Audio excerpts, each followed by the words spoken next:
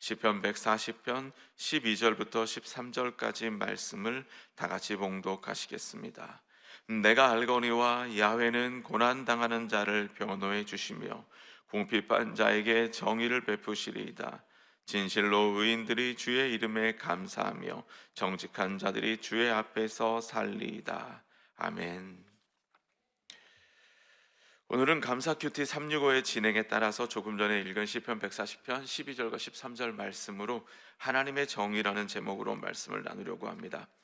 시편 140편, 오늘 우리가 읽은 말씀은 다윗의 시입니다. 학자에 따라서는요, 이 140편부터 145편까지를 한 묶음으로 생각하기도 합니다. 이게 다윗이 사울에게 쫓겨다닐 때 쓴 시라고 생각을 하는 겁니다. 그런데 이 본문 12절과 13절만 읽었지만 1절부터 이 마지막 절까지 읽어보시면 이걸 굳이 다윗의 이야기라고 한정짓지 않아도요, 굉장히 많은 경우에 적용될 수 있습니다. 왜냐하면 그만큼 이 세상에는 하나님이 역사하셔야 될 곳들이 많기 때문이죠. 정의가 무너져서 하나님이 정의를 세우셔야 할 곳들이 정말 많은 겁니다. 자, 그러면 다윗의 얘기로 돌아가서 한번 생각을 해보겠습니다. 다윗은 사울 왕에게 억울하게 쫓겨다녔습니다. 잘못한 게 없습니다. 충성한 거, 가서 싸우고 이긴 거, 이거밖에 없습니다. 그런데 왕은 그를 죽이려고 합니다. 사울 옆에 요나단이라고 하는 아주 좋은 친구가 있었습니다. 왕의 큰아들이었죠. 영향력도 굉장히 컸을 겁니다. 그런데 그가 아무리 옆에서 이야기를 해도 왕은 듣질 않습니다. 왜냐하면 한 번 찾아온 의심은 떨쳐내기가 쉽지 않거든요. 게다가 요나단 같은 사람은 소수고요, 훨씬 많은 사람들은 다윗을 모함했습니다. 다윗에 대해서 안 좋은 말들을 퍼뜨리고 다녔습니다. 그러니까 사울이 들었을 때에 다윗은 계속해서 안 좋게만 보이는 겁니다. 다윗의 충성스러운 행동을 봤을 땐 잠깐 내가 생각을 잘못했나? 이러다가도 다시 다윗을 죽여야 돼, 다윗을 놔두면 안 돼 라는 쪽으로 결론 내리고 잡으려고 다닌 거죠. 자, 이제 여러분이 다윗이라고 생각을 해보십시오. 왕이, 국가의 권력자가, 그리고 그 수많은 신하들이 여러분을 모함하고 잡으려고, 죽이려고 다닙니다. 자, 내 나라는 이스라엘인데 어디로 가겠습니까? 망명할 만한 것도 별로 없고요. 게다가 그 사람들도 얼마 전까지만 해도 내가 싸웠던 사람들인데 날 환영해 줄까요? 환영해 준들, 그러면 이제는 그 사람들 편에서 내 나라, 내 민족과 싸워야 되는데 그게 마음 편할 리가 없겠죠. 자, 그런 상황 속에 놓여 있는 다윗, 답답합니다. 뭐 그런 정도는 아닐지라도요, 사실 우리의 삶에 여러분도 혹시 그럴지도 모릅니다. 여러분보다 더 힘이 센 사람에게 핍박을 당할 때, 혹은 누군가에게 억울한 일을 당하고 손해를 볼 때, 혹은 안전이 위협당할 때, 뭐 이런 정도까지는 아니더라도 좋을 땐 진짜 좋은 사람입니다. 세상에 이런 사람 없습니다. 그런데 한번 마음이 틀어지면 이렇게 고약스러운 사람이 없는 그런 사람이 주변에 있을지도 모릅니다. 때로는요, 하나님이 내 상황을 좀 변론해 주셨으면 좋겠다는 생각이 들 수도 있습니다. 왜 나에 대해서 이렇게 오해하는 거지? 좀 하나님이 나서서 내 삶을 좀 변론해 주셨으면 좋겠다. 그리고 왜 나만 힘들지? 왜 나만 어렵지? 하나님, 저는 큰 것을 구하지 않습니다. 그냥 제게 평안만 주십시오. 삼시세끼 먹고 등 따숩게 잘 수만 있으면 됩니다. 큰 거 바라는 거 아닌데 왜 내 삶은 어렵습니까? 이렇게 말입니다. 사실 이 정도도 여러분 되게 괜찮은 말입니다. 가끔 주변을 보면 정말 어려운 사람들 많거든요. 고난이라는 말도 너무나 고상할 정도로 힘들고 어려운 삶을 살아가는 분들이 있습니다. 듣기만 해도 숨이 턱 막히는 그런 상황을 버티면서 하루하루를 살아가는 분들도 있습니다. 그런 분들, 이 모든 것들은 우리에게 아픔을 줍니다. 그런 얘기를 들을 때, 그런 처지에 있을 때 아프다는 말 말고 다른 어떤 말들을 할 수 있을까 싶습니다. 그냥 듣고 있으면 아픕니다.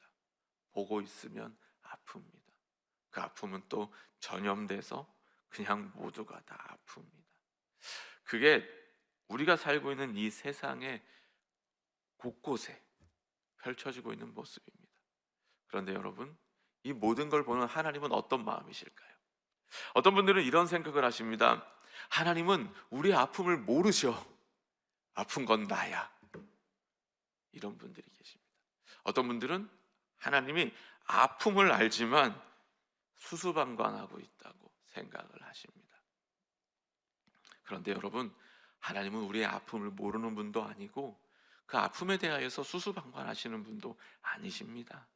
다만 그 아픔을 치료하는 방법이 내 생각과 하나님의 방법이 다른 것밖에 없습니다. 내가 기대하는 방식, 이렇게 했으면 좋지 않을까요와 하나님의 일을 이루어 가시는 게 다를 뿐인 거죠. 2000년 전 예수님이 이 땅에 오셨습니다.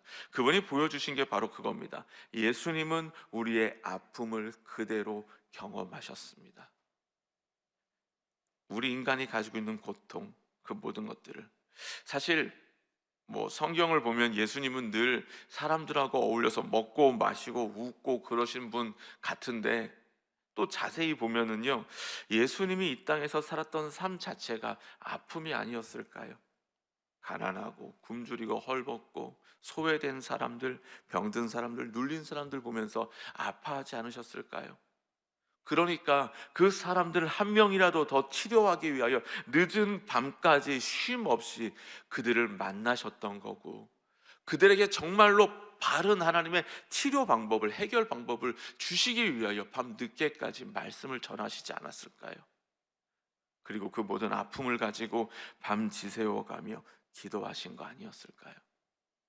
그분이 십자가를 지기 위하여서 채찍질을 당하실 때, 장에 찔리실 때 찢겨진 살과 피는 사실 인간을 창조하신 이후로 우리의 모든 삶에 가지고 있던 그 아픔을 그냥 눈에 보이도록 표현한 것에 불과한 거 아닐까요? 그분은 우리의 아픔을 아십니다. 그 아픔을 해결하기 위하여, 치료하기 위하여 이 땅에 오셨습니다.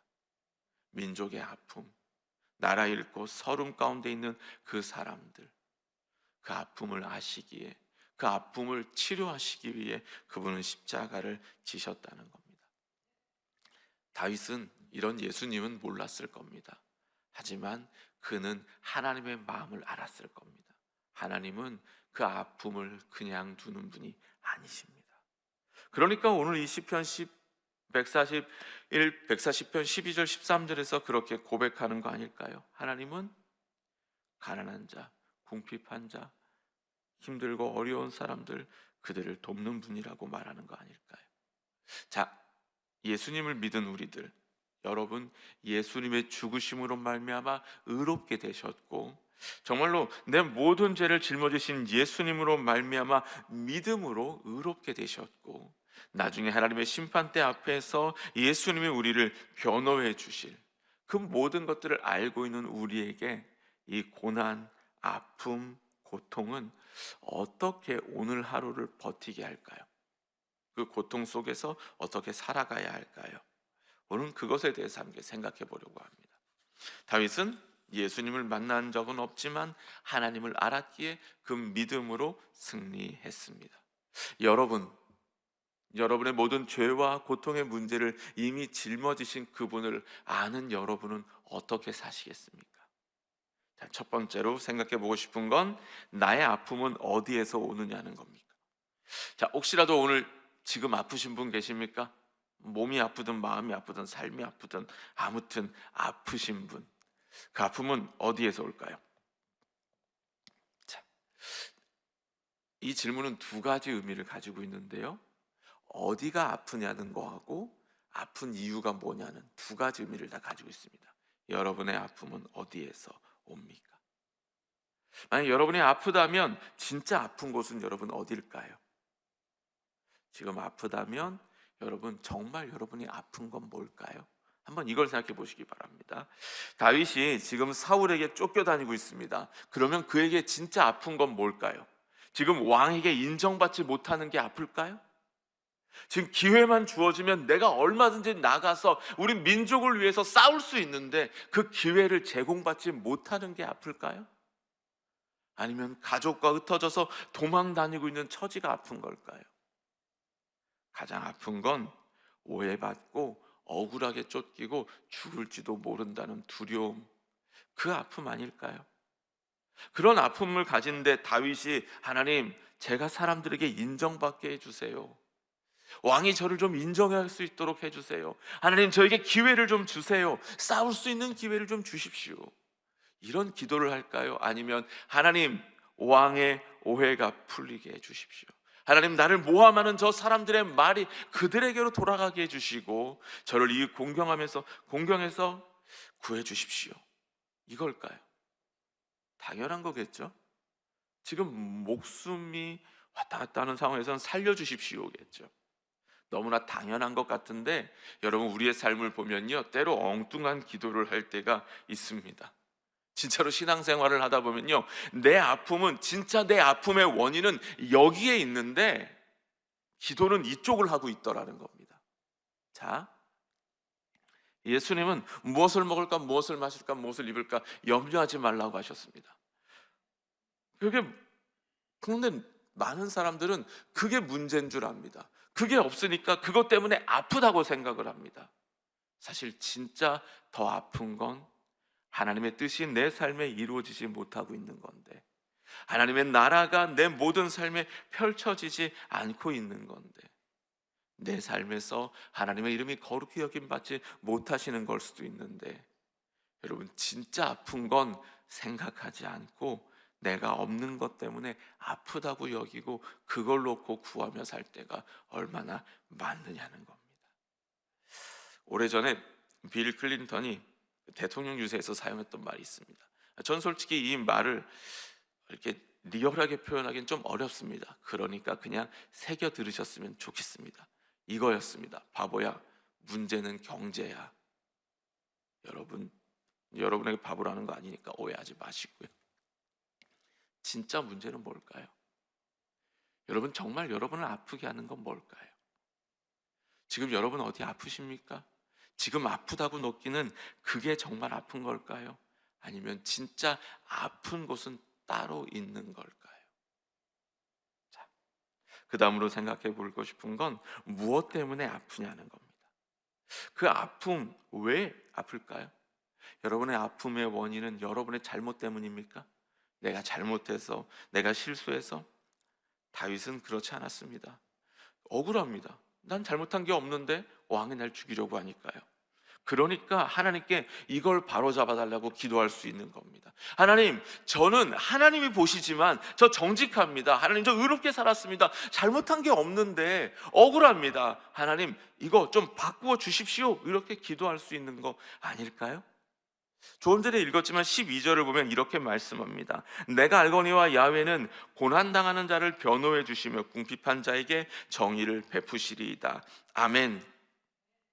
고난당하고 있는 사람을 변호하는 것, 궁핍한 사람에게 정의를 베푸시는 것, 그냥 그 사람이 불쌍하니까가 아닙니다. 그보다 더 악한 사람들, 그보다 더 힘센 사람들, 악하고 힘센 사람들 때문에 가난하고 궁핍하고 힘들고 어려우니까 하나님, 이걸 좀 바꿔 주십시오라고 말하고 있는 거죠. 그래서 1절은 사실 곧바로 다른 거 안 얻었습니다. 그냥 도와주십시오라고 구할 수 있는 겁니다. 내가 잘못한 게 없으니까요. 여러분, 혹시 어떤 것 때문에 지금 아프십니까? 그게 여러분의 잘못 때문입니까? 그게 아니라면 여러분도 구할 수 있습니다. 하나님이 아시잖아요. 제 잘못 때문에 이거 생긴 거 아닌데요? 좀 도와주시죠. 하나님, 바로 잡아 주십시오. 그렇게 구할 수 있지 않을까요? 그렇게 담대하게요. 물론 제가 이런 얘기를 하면 어떤 분은 이런 분이 계십니다. 목사님, 근데 제가 아픈 이유는 저 때문인데요. 제가 지금 힘든 건 제가 잘못해서 그렇습니다. 어떡하죠? 어떡하겠뇨? 회개하시면 됩니다. 아주 간단합니다. 하나님, 제가 잘못했습니다. 하나님, 제가 뉘우칩니다. 하나님, 제가 반성합니다. 하나님, 제가 하나님께로 돌아갑니다. 그러니 저를 불쌍히 여기시고 회복시켜 주십시오. 치료해 주십시오.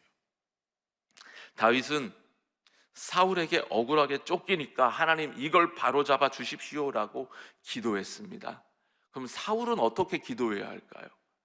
물론 사울이 그렇게 기도했다는 건 없으니까 뭐 이렇게 생각할 수는 없지만, 여러분 사울이 만약에 하나님, 다윗이 모반을 하려고 합니다. 다윗 괘씸하지 않습니까? 좀 다윗 좀 벌을 내려주세요. 저의 왕권을 지켜주십시오. 뭐 이러고 기도했다면 하나님은 어떻게 하셔야 할까요? 그보다 먼저 회개가 있어야 하지 않을까요?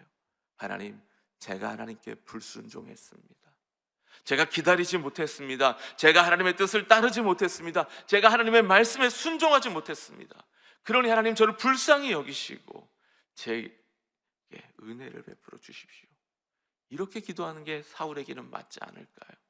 여러분에게도 동일합니다. 여러분, 어디가 아프십니까? 왜 아프시죠? 어디에서부터 비롯되었습니까? 억울하게 고난 당하셨습니까? 그러면 담대히 구하십시오. 하나님, 전 억울합니다. 도와주십시오. 혹시나 여러분의 잘못 때문에 어려움을 겪으십니까? 그러면 회개하고 뉘우치고 구하십시오. 회복을, 구원을 구하시기 바랍니다. 두 번째입니다. 두 번째로 생각해 보고 싶은 건 내가 아플 때 누가 나를 위로해 줄 수 있느냐는 겁니다. 이 대답도 뻔하죠. 여러분이 아플 때 누가 여러분을 위로해 주실 수 있습니까? 하나님이죠. 그러니까 다윗도 하나님께 기도하고 있는 거겠죠. 하나님의 공의, 하나님의 정의를 바라보면서 하나님은 정의로우시잖아요. 그러니까 제 삶에 좀 역사해 주셔서 이 억울하고 답답한 걸 좀 풀어주세요라고 구하고 있는 거겠죠. 신하들 붙잡고, 야, 내가 억울해, 같이 도망 다니는 사람들 붙잡고, 여러분이나 저나 지금 억울하고 답답하잖아요, 이런 거 얘기하는 게 아니라, 그런 거 얘기하면서 시간 보내는 게 아니라 하나님께 기도합니다. 하나님, 억울합니다. 도와주세요. 그런데 여러분, 자, 조금 전에 드렸던 질문을 다시 한번 드려보겠습니다. 누가 여러분을 위로해 줄 수 있습니까? 누가 여러분의 아픔을 모두 알고 헤아리고 도와줄 수 있습니까? 하나님입니다. 그런데 우리는 얼마나 자주 옆 사람 붙잡고 내 아픔을 알아주길 바라는지 모르겠습니다. 나 아파, 좀 알아줘, 이렇게 말입니다. 되게 죄송하지만 몰라줘서 속상할 때가 더 많지 않습니까? 그렇지 않아도 아픈데 알아주지 않아서 더 속상할 때, 얼마나 많이 내 아픔을 온전히 헤아릴 수 있는 하나님께 너무나 쉽게 나갈 수 있는데, 우리는 어렵게 이 사람 저 사람 찾아다니면서 그렇게 힘들게 문제를 해결하려고 하는지 모르겠습니다. 하나님께 기대면 그분은 아무 말 하지 않고 그저 나를 맞아주시는데, 얼마나 자주, 얼마나 많이 어떤 사람들, 그 사람만 있으면, 그런 사람만 있으면 내 삶이 나아질 거라고 생각하면서 쫓아다니는지 모르겠습니다. 그게 우리의 실상입니다. 다시 한번 마음에 다짐했으면 좋겠습니다. 나를 위로해 주실 분은 하나님 뿐이십니다. 내 아픔을 온전히 아시는 분은 하나님이십니다. 내 모든 아픈 곳을 헤아릴 수 있는 분은 오직 하나님이십니다. 믿으시죠? 그런데 되게 죄송한데 가끔은 아멘은 하지만 잘 안 믿어질 때가 있습니다. 이게 그것도 아멘도 하루 이틀이고 위로도 하루 이틀이죠. 위로는 잠깐이고 고통은 계속되면, 이것도 참 그렇습니다. 터널을 걷다 보면, 터널을 달리다 보면 이 터널이 계속해서 이어질 것만 같을 때가 있습니다. 달리고 달리고 달리는데 끝이 보이지 않으면, 이게 분명히 터널인 걸 알고 들어왔지만 이 터널이 끝까지 갈 것 같은 느낌이 들 때 있습니다. 어려운 처지에 있을 때, 아플 때 우리가 그렇게 됩니다. 분명 우리는 압니다. 하나님이 우리의 삶을 인도하신다는 것을, 이 문제도 하나님이 언젠가는 해결해 주실 거라는 것을, 언젠가는 이 모든 아픔도 끝날 때가 있다라는 것을 압니다. 그런데 그 아픔 속에 있다 보면 그냥 그게 계속될 것 같습니다. 도대체 해결될 수 있을까 싶습니다. 아멘, 아멘, 아멘이라고 말하지만 잘 안 믿어질 때도 있고 지칠 때도 있습니다. 다윗은 어떠했을까요? 여러분, 다윗은 어떠했을까요? 만약에 다윗이 한번 기도한 다음에 그렇지, 하나님이 나의 도움이시지 이러고 일어서 가지고 믿음으로 쭉 걸었다면 시편 이렇게 많이 쓸 게 없겠죠. 시편을 보면 너무나 자주 다윗은 힘듭니다, 도와주십시오, 하나님이 나의 힘이십니다, 이걸 반복하고 있습니다. 왜냐하면 그도 수없이 많은 밤을 고통 가운데, 아픔 가운데 고뇌하면서 보냈거든요. 밤이 어두워지면 무서움도 찾아오고, 그래서 또 하나님을 찾고, 밤이 오면 또 무서워지고, 그래서 하나님을 찾고, 그런 삶들을 하루, 이틀, 한 달, 두 달 보내면서 그 어두운 시간들을 이겨냈다라고 하는 겁니다. 다른 거 없습니다. 계속해서 반복하는 겁니다. 일어서셨습니까? 내일 넘어질지도 모릅니다. 그러면 내일 다시 이 말씀 붙들고 일어서시기 바랍니다. 그렇게 하루를 걸어가다 보면 터널의 끝에 이르게 되는 겁니다. 믿음이요? 아멘 했다고, 확고한 믿음을 가졌다고 몇 날, 며칠, 몇 년, 몇십 년을 변하지 않는 믿음은 없는 것 같습니다. 여러분, 성령 충만함 뭐죠? 성령으로 계속해서 충만한 거죠. 왜 그게 필요할까요? 왜냐하면 우리는 성령 충만했다가 성령 사라졌다가 성령 충만했다가 성령 사라졌다가 이런 삶을 반복하기 때문입니다. 그러니까 성령 충만함을 계속해서 달라고 기도하는 것처럼 여러분의 마음에 낙담이 될 때 다시 주님 말씀 붙들고, 마음에 낙담이 될 때 다시 주님 말씀 붙들고, 그렇게 믿음의 길을 걸어갔으면 좋겠습니다. 세 번째입니다. 세 번째로 여러분과 나누고 싶은 건 아파도 의롭고 정직한 쪽을 선택하시라는 겁니다. 아마도 여러분 중에는 아픈 이유가 여러분이 의롭게 살기 때문에, 정직하게 살기 때문에, 그래도 믿음 지키려고 애쓰기 때문에 그런 경우들도 있을 수 있습니다. 그런 경우가 오면요, 솔직히 저 같아도 약간 타협하고 싶을 것 같습니다. 그렇지 않습니까? 내가 지금 하나님을 믿고 이걸 견디고 있는데 하나님이 안 도와지는 것 같으면 죄송합니다, 하나님 좀 섭섭해서라도 나도 적당히 타협하며 살 거예요. 이렇게 삐뚤어질 겁니다. 그럴 수 있지 않겠습니까? 그런데 여러분,